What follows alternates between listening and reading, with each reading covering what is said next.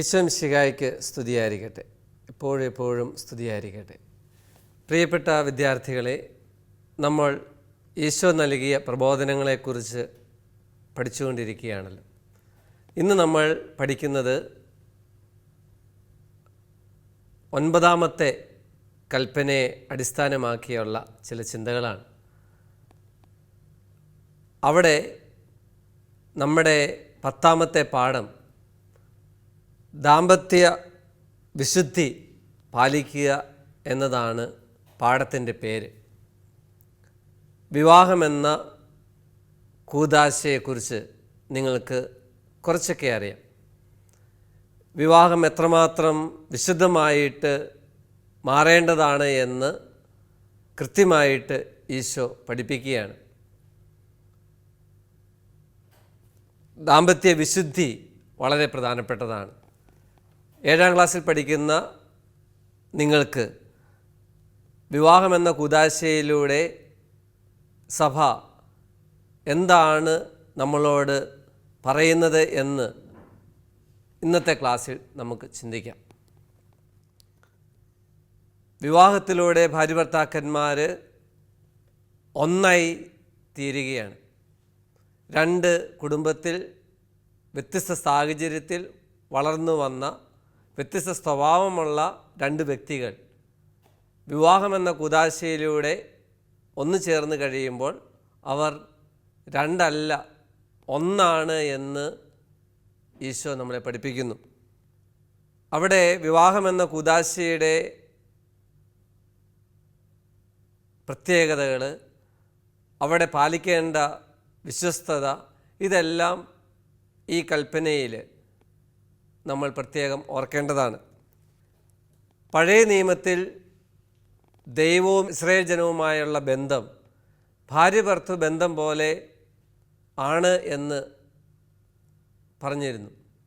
കാരണം ദൈവത്തോടുള്ള വിശ്വസ്തത ഇസ്രായേൽ ജനം മാറ്റുമ്പോൾ അവിടെ വിശ്വസ്തത ഇല്ലാത്ത ഭാര്യ ഭർത്തൃ ബന്ധവുമായി അതിനെ താരതമ്യം ചെയ്തിരുന്നു പഴയ നിയമത്തിൽ.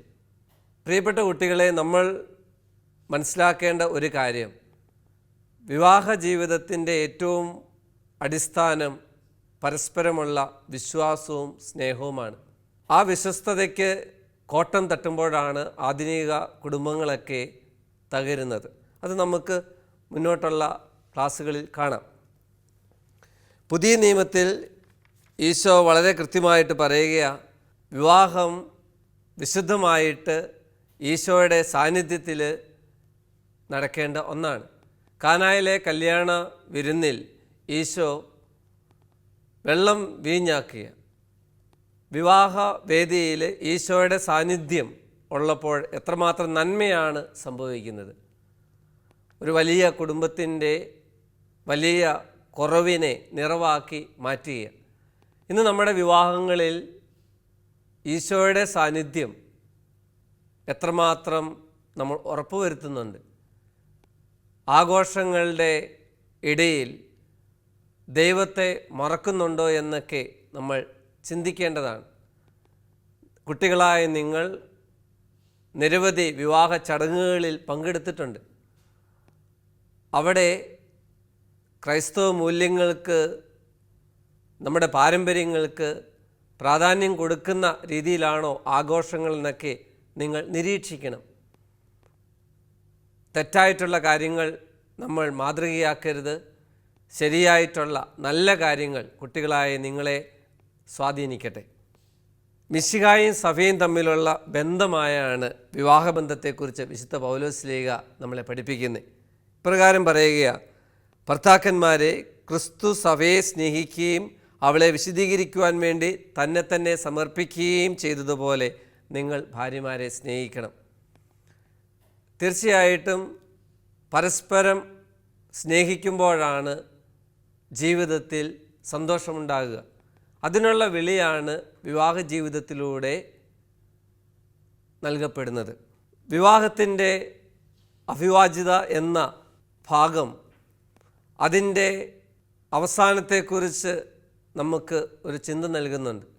വിവാഹവേളയിൽ ബൈബിളിൽ കൈവച്ചുകൊണ്ട് ഭാര്യ ഭർത്താക്കന്മാർ രണ്ടുപേരും കൂടി ഏറ്റുചൊല്ലുന്ന ഒന്നുണ്ട്. ഇന്നു മുതൽ മരണം വരെ സന്തോഷത്തിലും സന്താപത്തിലും എല്ലാ കാര്യത്തിലും ഒന്നിച്ച് പ്രവർത്തിക്കുവാനുള്ള തീരുമാനമാണ് അവർ എടുക്കുന്നത്. മരണം വരെ നീണ്ടു നിൽക്കുന്ന ഒരു ബന്ധമാണ് വിവാഹ ബന്ധം. ഇന്ന് ആധുനിക ലോകത്ത് വിവാഹമോചനങ്ങളുടെ എണ്ണം വർദ്ധിക്കുന്നു എന്നുള്ള വാർത്ത നമ്മൾ വായിക്കുമ്പോൾ ഈ ഒരു അവിഭാജ്യ ഘടകം വേണ്ട പ്രാധാന്യത്തോടെ എല്ലാവരും മനസ്സിലാക്കുന്നില്ല എന്ന് വേണം നമ്മൾ കരുതുവാൻ. ഇവിടെയാണ് നമ്മുടെ കുടുംബങ്ങളിൽ നല്ല ബന്ധങ്ങളുടെ പ്രാധാന്യത്തെക്കുറിച്ച് നമുക്ക് ചിന്തിക്കേണ്ടത്. തകരുന്ന കുടുംബ ബന്ധങ്ങളെക്കുറിച്ച് ചിന്തിക്കുന്നതിനേക്കാൾ അപ്പുറം ഉറപ്പുള്ള കുടുംബങ്ങളെ എങ്ങനെ നമുക്ക് വളർത്താം. Father and mother I love you എന്ന് മക്കൾ പറയുന്ന ഇടമാണ് ഫാമിലി, കുടുംബം. ഓരോ കുടുംബവും സഭയുടെ അടിസ്ഥാനമാണ്. അതിനാലാണ് രണ്ടാം വത്തിക്കാൻ കൗൺസിൽ ഗാർഹിക സഭ എന്ന വിശേഷണം സഭയ്ക്ക് നൽകിയത്. നമ്മുടെ ഓരോ കുടുംബങ്ങളും നല്ല അടിസ്ഥാനത്തിൽ ഈശോയാൽ നിർമ്മിക്കപ്പെടുന്നതാവണം. വിവാഹബന്ധത്തിൽ നമ്മൾ പുതിയ കുടുംബത്തിന് ആരംഭം കുറിക്കുകയാണ്.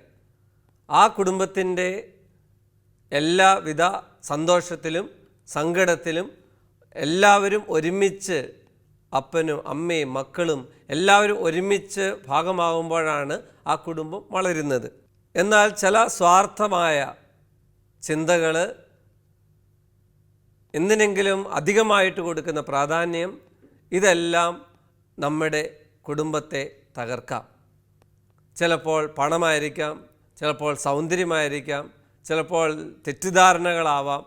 ഇതൊക്കെ നമ്മുടെ കുടുംബ ബന്ധങ്ങളെ തകർക്കുന്നുണ്ട് എന്ന് നമ്മൾ ചിന്തിക്കണം. നമുക്ക് നല്ല ദാമ്പത്യ വിശുദ്ധി ഉള്ളവരായിട്ട് നമ്മുടെ കുടുംബത്തെ മാറ്റാം. കുട്ടികളായ നിങ്ങൾ ഈ ഭാഗം പഠിക്കുമ്പോൾ ഈശോ നൽകിയ 9ാമത്തെ കൽപ്പനയെക്കുറിച്ച് ആഴത്തിൽ മനസ്സിലാക്കണം.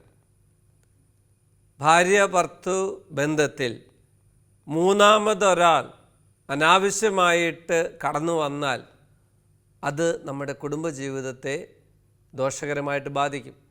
അവിടെയാണ് വിശ്വസ്തത എന്നുള്ള ഒരു വലിയ കാര്യം. ആ വിശ്വസ്തത വളരെ കൃത്യമായിട്ട് പാലിക്കുവാൻ ഭാര്യയും ഭർത്താവും ഒരുപോലെ കടപ്പെട്ടിരിക്കുന്നു. വിശുദ്ധമായിട്ടുള്ള മാതാപിതാക്കൾക്ക് വിശുദ്ധരായിട്ടുള്ള കുഞ്ഞുങ്ങൾ ജനിക്കും. കൊച്ചു ത്രേസ്യ പുണ്യവതി ഒരിക്കൽ പറഞ്ഞു, എൻ്റെ ഏറ്റവും വലിയ ഭാഗ്യം വിശുദ്ധരായിട്ടുള്ള ഒരു അപ്പനും അമ്മയ്ക്കും ഒരു മകളായിട്ട് ജനിക്കുവാൻ സാധിച്ചു എന്നുള്ളതാണ്. പരസ്പരമുള്ള വിശ്വസ്തത ഇവിടെ വളരെ പ്രധാനപ്പെട്ടതാണ്. ഈ വിശുദ്ധമായിട്ടുള്ള കാര്യങ്ങൾ വിശുദ്ധിയോടെ ചെയ്യുന്നവർ വിശുദ്ധരാകും. അപ്പോൾ നമുക്കും നമ്മുടെ കുടുംബങ്ങളെ വിശുദ്ധിയുള്ളതാക്കി മാറ്റുവാൻ പ്രാർത്ഥിക്കാം. 7ാം ക്ലാസ്സിൽ പഠിക്കുന്ന നിങ്ങളുടെ കുടുംബത്തെ വിശുദ്ധിയുള്ളതാക്കി മാറ്റുവാൻ നിങ്ങൾക്ക് ജന്മം നൽകിയ അപ്പായെയും അമ്മയെയും ആത്മാർത്ഥമായിട്ട് സ്നേഹിക്കാൻ, വിവാഹമെന്ന കൂദാശയിലൂടെ അവരെ സഭ ഏൽപ്പിച്ചിരിക്കുന്ന ദൈവം ഏൽപ്പിച്ചിരിക്കുന്ന ഉത്തരവാദിത്തമായ മക്കൾക്ക് ജന്മം നൽകുകയും അവരെ ഉത്തരവാദിത്തത്തോടെ വളർത്തുകയും ചെയ്യുക എന്നുള്ള വലിയ കടമ പൂർണ്ണമായിട്ടും നിറവേറ്റുവാൻ മക്കളായ നിങ്ങൾക്കും ചില കാര്യങ്ങൾ ചെയ്തു കൊടുക്കാം. അവിടെയാണ് നല്ല കുടുംബങ്ങളെ വളർത്തിക്കൊണ്ടുവരുവാൻ നമ്മൾ ഒത്തൊരുമയോടെ പ്രവർത്തിക്കുന്നത്. അപ്പോൾ ഈശോ 9ാമത്തെ കൽപ്പന, അന്യൻ്റെ ഭാര്യയെ മോഹിക്കരുത്, ഇത് പറയാൻ കാരണം ദാമ്പത്യ വിശുദ്ധി വളരെ പ്രധാനപ്പെട്ടതാണ് എന്ന് പറയാൻ വേണ്ടിയാണ്. നല്ല കുടുംബങ്ങൾ സമൂഹത്തിനും രാജ്യത്തിനും സഭയ്ക്കും എല്ലാം ആവശ്യമാണ്. നല്ല ബന്ധങ്ങൾക്ക് പ്രാധാന്യം കൊടുക്കുന്ന, നല്ല ഊഷ്മളമായിട്ടുള്ള ബന്ധങ്ങൾ കാത്തുപാലിക്കുന്ന നല്ല കുടുംബങ്ങളെ നമുക്ക് വളർത്തിയെടുക്കാം. നമുക്ക് പ്രാർത്ഥിക്കാം. വിവാഹ ജീവിതത്തിൻ്റെ മഹനീയതയും പരിശുദ്ധിയും മനസ്സിലാക്കി പരസ്പര സ്നേഹത്തിലും ഐക്യത്തിലും ദൈവത്തോട് ചേർന്ന് ജീവിക്കുവാൻ ദമ്പതിമാരെ അനുഗ്രഹിക്കണമേ. ഈശോ മിശിഹായിക്ക് സ്തുതിയായിരിക്കും.